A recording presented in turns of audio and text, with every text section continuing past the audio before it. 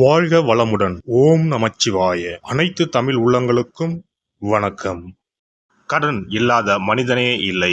பணக்காரனுக்கும் கூட அவன் தகுதிக்கு ஏற்ப கடன் நிச்சயமாக இருக்கும். கடனே இல்லாமல் நான் வாழ்ந்து காட்டுகிறேன் என்று நீங்கள் சவால் விட்டாலும் கிரகங்களும் விதியும் உங்களை எப்படியாவது கடன் வாங்க செய்துவிடும். அப்படி கடன் தொல்லையால் அவதிப்படுபவர்கள் ஏராளமாக இருக்கச் செய்கின்றார்கள். பல்வேறு பரிகாரங்களை செய்து கடன் தீர வேண்டிக் கொள்கின்றனர். என்ன செய்தாலும் அவர்களுடைய கடன் மட்டும் தீர்ந்தபாடில்லை என்று புலம்புபவர்களுக்கு மிக எளிதாக செய்யக்கூடிய பரிகாரங்களை இந்த பதிவின் மூலம் பார்க்கலாம். கடன் வாங்காத மனிதர்களே இருக்க முடியாது என்பதுதான் யதார்த்தம்.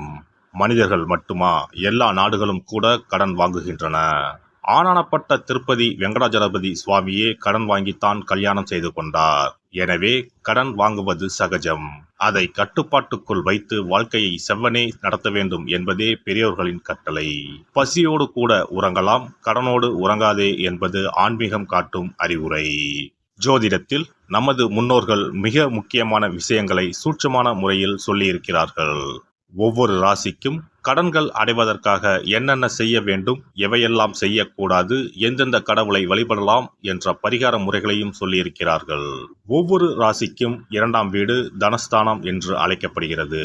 இதன் மூலம் ஒருவரின் பொருளாதாரம் சம்பந்தமான விஷயங்களை தெரிந்து கொள்ள முடியும். ஒவ்வொரு ராசியின் 6ஆம் வீடு ரண ருண ரோகஸ்தானம் என்று அழைக்கப்படும். ஒவ்வொருவருடைய மன சம்பந்தமான வலி, உடல் சம்பந்தமான வலி, ஆரோக்கியம், கடன் போன்றவைகளை நாம் 6ஆம் இடத்தின் மூலமாக தெரிந்து கொள்ளலாம். ஒருவருடைய ஜாதகத்தில் 6ஆம் இடத்தில் லக்னத்திற்கு 6ஆம் இடத்தில் எந்த கிரகம் இருந்தால் எந்த மாதிரியான பலன்கள் ஏற்படும் என்பதை பற்றி பார்க்கலாம். 6ஆம் இடத்தில் சூரியன் இருந்தால் வெப்பம் சம்பந்தமான விஷயங்கள், வெப்ப நோய் சம்பந்தமான விஷயங்களும், அரசு சார்ந்த கடன்களும் இருக்கலாம். சந்திரன் இருந்தால் நீர் சம்பந்தமான பிரச்சனைகளும், சீக்கிரமே அடையக்கூடிய கடனும் இருக்கலாம். செவ்வாய் இருந்தால் இரத்தம் சம்பந்தமான பிரச்சனைகளும், பூமி சம்பந்தமான கடனும் இருக்கலாம். இவர்களுக்கு மருத்துவ செலவுகள் அடிக்கடி ஏற்படும். புதன் இருந்தால் நரம்பு சம்பந்தமான பிரச்சனைகளும், பணம் சம்பந்தமான பிரச்சனைகளும் இருக்கலாம். குரு இருந்தால் வயிறு சம்பந்தமான பிரச்சனைகளும், தெய்வ கடன் சம்பந்தமான விஷயங்களும் இருக்கலாம். சுக்கிரன் இருந்தால் மறைவிடங்களில் பிரச்சனைகளும், கொடுக்கல் வாங்கலில் சில சிரமங்களும் இருக்கலாம். சனி இருந்தால் முழங்கால், முழங்கை, இடுப்பு சம்பந்தமான இடங்களில் பிரச்சனைகளும், பூமி சம்பந்தமான இடங்களில் பிரச்சனைகளும் இருக்கலாம். ராகு இருந்தால் முகம் சம்பந்தமான பிரச்சனைகளும், பூர்வீக வழியில் சொத்துக்கள் பிரச்சனைகளும் இருக்கலாம். கேது இருந்தால் ஞாபக மறதி சம்பந்தமான விஷயங்களில் சிறிது இரக்கங்களும், கையிருப்பு சம்பந்தமான பிரச்சனைகளும் ஏற்படும். இனி உங்கள் ராசிக்கான கடன் தொல்லை நீக்கும் வழிபாடுகள் என்ன, ஆன்மீகம் காட்டும் பரிகாரங்கள் என்னென்ன, செல்ல வேண்டிய ஸ்தலம் என்ன என்பதனை பற்றி காண்போம்.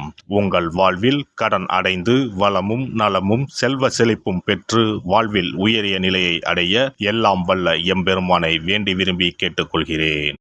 கடகராசி. கடகராசி என்பது காலப்புருஷ தத்துவத்தில் 4வது ராசியாக உள்ளது. வடமொழியில் கடகம் என்பது தமிழில் நண்டு என்று பொருள்படும்.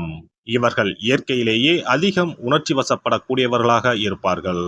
கருணை உள்ளம் கொண்டவர்கள், மனசாட்சிக்கு விரோதமான காரியங்களை செய்ய மாட்டார்கள். இவர்களுக்கு தனாதிபதியாக சூரியனும் ரண ருண ரோகாதிபதியாக குருவும் வருகிறார்கள். கொடுத்த வேலையை சரியான நேரத்தில் சரியான முறையில் முடிப்பதே இவர்களின் சிறப்பு. பணவரவு இவர்களுக்கு நன்றாகவே இருக்கும். வாழ்க்கை துணை மூலம் செல்வாக்கான வாழ்க்கை வாழ்வார்கள். மனை வாங்கி வீடு கட்டுவதை விட கட்டிய வீட்டை வாங்குவது அதிர்ஷ்டம் தரும். இவர்களுக்கு வளர்ப்பிறையில் திங்கள் வியாழன் ஆகிய நாட்களிலும், தேய்ப்பிறையில் புதன் வெள்ளி ஆகிய நாட்களிலும் கடன் வாங்குவது, கொடுப்பதை தவிர்ப்பது நல்லது. கடன் அடைவதற்கான பரிகாரம்: ராமரை வழிபட்டால் நன்மைகள் ஏற்படும். மேற்கு, வடக்கு ஆகிய திசைகளில் நின்று கடனை அடைப்பது நன்மை தரும். திங்கள் வியாழன் ஆகிய கிழமைகளில் கடன் அடைப்பதை தொடங்கினால் சீக்கிரம் கடன் அடையும். கடகராசிக்காரர்கள் குருஹோரையில் எந்த ஒரு விஷயத்தை செய்தாலும் அவர்களுக்கு நன்மை வந்து சேரும். கடன்கள் அடைபடும் காலகட்டமும் இதுதான். குரு ஹோரையில் இவர்கள் சிறு பகுதி கடன்களை அடைக்க தொடங்குவது இவர்களுக்கு மாற்றத்தை கொடுக்கும். சிவனை வணங்கி வருவது நன்மையை கொடுக்கும்.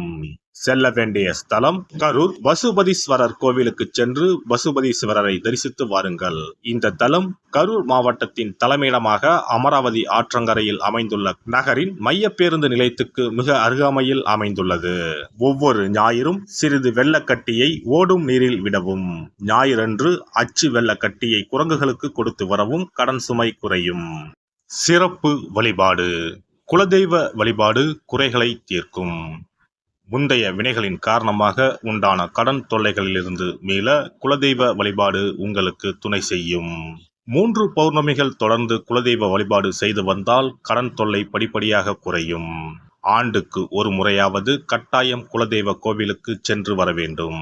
குலதெய்வ கோவில் தூரமாக இருப்பவர்கள் அல்லது குலதெய்வமே தெரியாதவர்கள் 5 முக விளக்கு வைத்து நெய்யிட்டு தீபமேற்றி முடிந்த அளவு படையலிட்டு வழிபட வேண்டும்.